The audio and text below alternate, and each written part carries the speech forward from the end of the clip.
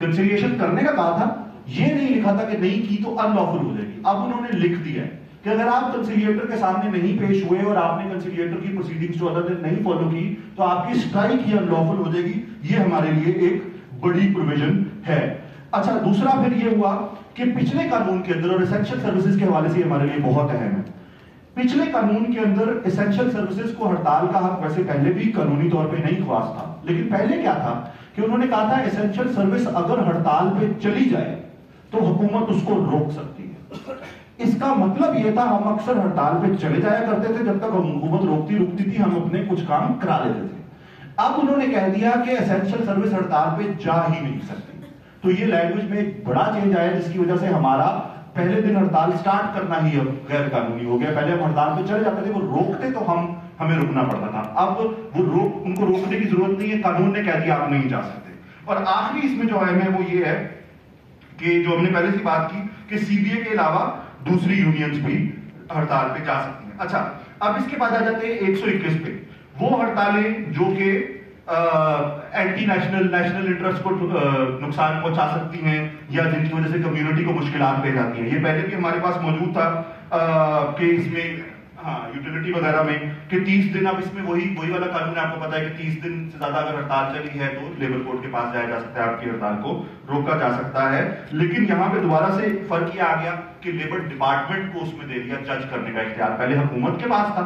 اچھا, بہت ساری جگہوں پہ یہ ہوا ہے جہاں پرانے قانون میں حکومت پنجاب کا لفظ ہوتا تھا یا اپنا کیا کہتے ہیں سینٹرل گورنمنٹ کا, فیڈرل گورنمنٹ کا لفظ ہوتا تھا, وہاں لیبر ڈپارٹمنٹ کا لفظ آ گیا.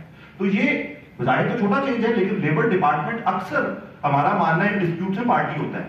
تو اگر لیبر ڈپارٹمنٹ خود ایک ڈسپیوٹ میں پارٹی ہے تو اس کے پاس جج کرنے کا اختیار ایک بڑی خطرناک چیز ہے کہ اگر رجسٹرار ہی کہیں خود بیچ میں ہے یا لیبر افسر خود ہے بیچ میں تو پھر وہ جج بھی کیسے کر سکتا ہے ہمیں. ٹھیک ہے. اچھا, اس کے بعد 122 آ گیا. سمپلی ہم نے آپ کو بتا دیا کہ اسٹرائک اور لاک آؤٹ اسینشل سروسز کے اندر انہوں نے بالکل ختم کر دیا. اسٹرائک اور لاک آؤٹ اسینشل سروس میں نہیں کر سکتے. البتہ انہوں نے اسینشل سروس اور پبلک یوٹیلٹی سروس کا فرق نکال لیا. اسینشل سروسز شیڈول میں انہوں نے ڈال دی کہ یہ 6 سیکٹر اسینشل سروسز ہیں, پبلک یوٹیلٹی سروسز درمیان کی. اچھا, ان کو کچھ حقوق دے دیے, کچھ لے دیے. پبلک یوٹیلٹی سروسز کے پاس ہڑتال کا حق موجود ہے, لیکن اگر وہ ہڑتال پہ جائیں تو ان کو 30% لوگوں کو پیچھے کام پہ چھوڑ کر جانا ہے. یہ انہوں نے قانون میں اب قانونی طور پہ لے دیا, پہلے بھی ایسے ہی کرنا پڑتا تھا. اچھا, اس کے بعد یہ پرانے پیرا کا آپ کو پتا ہے سیکشن 41 تھا. اچھا, اس کے بعد اور obviously سے تھریٹ آف اسٹرائک اکثر ایشو یہ ہوتا تھا کہ آپ جب تک کسی ادارے کو بند ہونے کا ڈر نہ ہو وہ ہڑتال کو سیریسلی نہیں لیتے. تو اب اس کو اس سے کس طرح چوٹ پہنچے گی, یہ جو ساتھی پبلک یوٹیلٹی سروسز کے اندر یونین سازی کر رہے ہیں وہ بہتر بتا سکتے ہیں. اچھا, اس کے بعد وہی پچھلا سیکشن 124 ہے ہمارے پاس, پہلے بھی تھا کہ اگر پروسیڈنگ چل رہی ہے کسی معاملے کے اوپر لیبر کورٹ کے اندر یا ٹریبونل کے آگے یا آربیٹریٹر کے آگے یا کنسیلیٹر کے آگے, تو اس دوران آپ اسی معاملے کے اوپر اسٹرائک نہیں کر سکتے. یہ اب بھی وہیں پہ قائم ہے. اس کے بعد 125 ہے, لیبر کورٹ اور ٹریبونل کو آپ نے اپلیکیشن دینی ہے اسٹرائک کے بعد, وہ بھی وہیں ویسے کا ویسے ہی موجود ہے. ان-لافل اسٹرائک کا جو پروسیجر ہے 126 کے اندر, اس کے اندر کچھ بدلاؤ آئے ہیں. 126 میں آپ کو ان لافل اسٹرائک اور لاک آؤٹ اگر آپ کر لیتے ہیں تو کیا ہوگا, لیبر کورٹ پہ اپلیکیشن جائے گی, کس طرح سے ہوگا, اس میں کچھ بدلاؤ آئے. پہلا تو یہ کہ پچھلا جو قانون ہے پیرا کے اندر سیکشن 56, وہ پارٹیز کو کورٹ میں جانے کی اجازت نہیں دیتا. اگر وہ کہتا ہے کسی نے ان لافل اسٹرائک یا ان لافل لاک آؤٹ کیا ہے تو لیبر ڈپارٹمنٹ کا افسر انکوائری کر سکتا ہے کہ یہ ان لافل ہو رہا ہے, اور اگر انکوائری سے اس کو لگے کہ یہ غلط ہو رہا ہے, انہوں نے قانونی شرائط پوری نہیں کی, تو وہ کورٹ جا سکتا, رپورٹ جمع کراتا تھا لیبر کورٹ. اب انہوں نے کہا ہے کہ اگر کوئی بھی پارٹی سمجھتی ہے کہ دوسری پارٹی ان لافل کر رہی ہے تو وہ اسی وقت لیبر کورٹ جا سکتی ہے.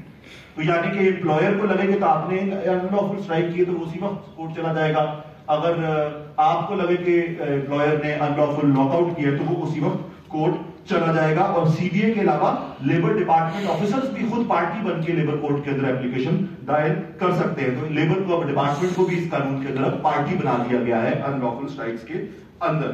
اور دوسرا یہ کہ کورٹ جو ہے اب اگر اس کی بات نہ مانے تو آپ کورٹ میں اپلیکیشن دیتی, کورٹ کی آپ بات نہیں مان رہے, آپ ہڑتال نہیں روک رہے, تو کورٹ یونین عہدے داران کو ان کے عہدوں سے ہٹا سکتی ہے. اس کو یہ طاقت دے دی گئی ہے کہ وہ عہدے داران کو خارج کر سکتی ہے, ان کی جگہ نئے عہدے داران کو لگایا جا سکتا ہے. تو ایک یہ ہو گیا. اس کے بعد آخری ہمارا وہی ریموول آف فکسڈ ایسٹس ہے کہ جس دوران اسٹرائک اور لاک آؤٹ چل رہا ہو تو کوئی بھی امپلائر جو ہے وہ فکسڈ ایسٹ جو اسٹیبلشمنٹ کے ہیں ان کو ریموو نہیں کر سکتا وغیرہ وغیرہ. تو یہ ہمارا اسٹرائک اور لاک آؤٹ کا پروسیجر آ گیا. اس کا سبب بیسیکلی ہمارے پاس یہ ہے کہ اسٹرائک کے پروسیس کو لمبا کر دیا گیا ہے ہمارا پہلے سے زیادہ.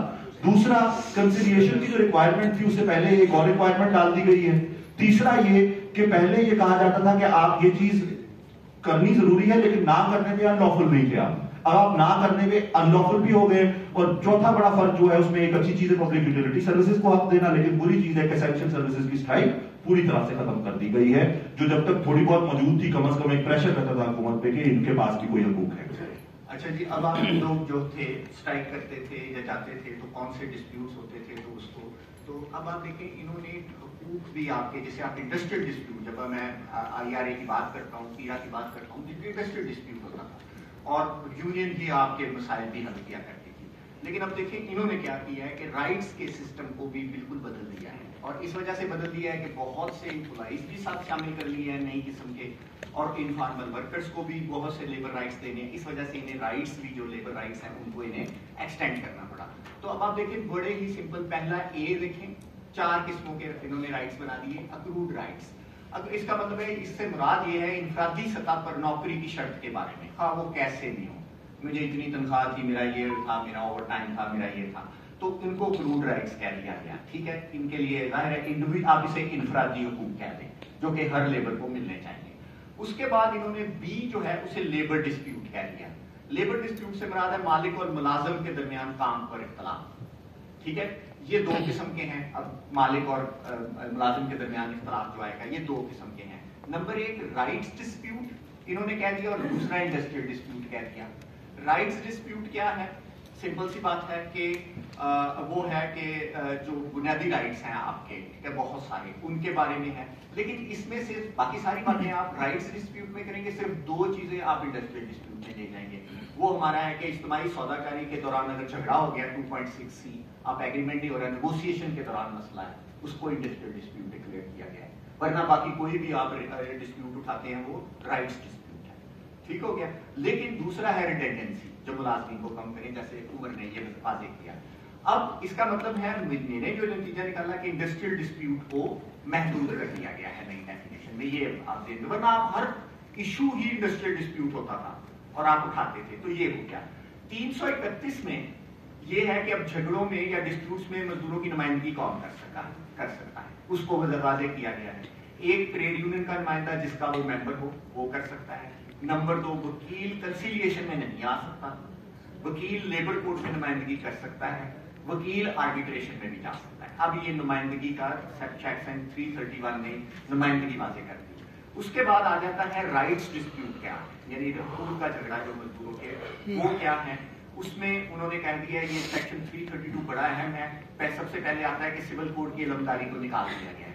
میں جو کیس لا پڑھاتا ہوں اس میں بڑا انٹرسٹنگ ہے کہ بعض دفعہ ہم سول کوڈ میں کیس گیا ہے تو کوئی بھی اسٹیچوٹ سول کوڈ کو نکالتا نہیں تھا. ویسے ہم جاتے نہیں تھے, لیکن کبھی کبھی کوئی نہ کوئی جھگڑے بن جاتے تھے. ٹھیک ہے, اور اسپیشلی جو میرا خیال ہے انفارمل کے, ٹاٹ ڈیمیج کے, اوش کے جھگڑے جو ہیں وہ آگے بتاؤں گا کس طرح اوش میں بھی یہ چیز نکال دی گئی ہے.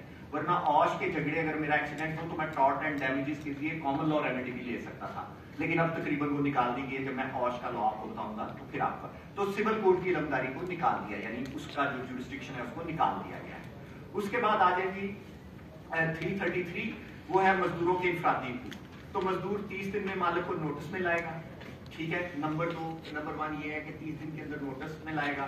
مالک 15 دن میں معاملہ طے کرے گا. یہ 2 ہے, سب سیکشن 2 ہے. 5 جو ہے وہ یہ ہے کہ لیبر کورٹ میں چلا جائے گا وہ. ٹھیک ہے, 90 دن کے اندر اس کو کہا ہے کہ لیبر کورٹ میں چلا جائے گا.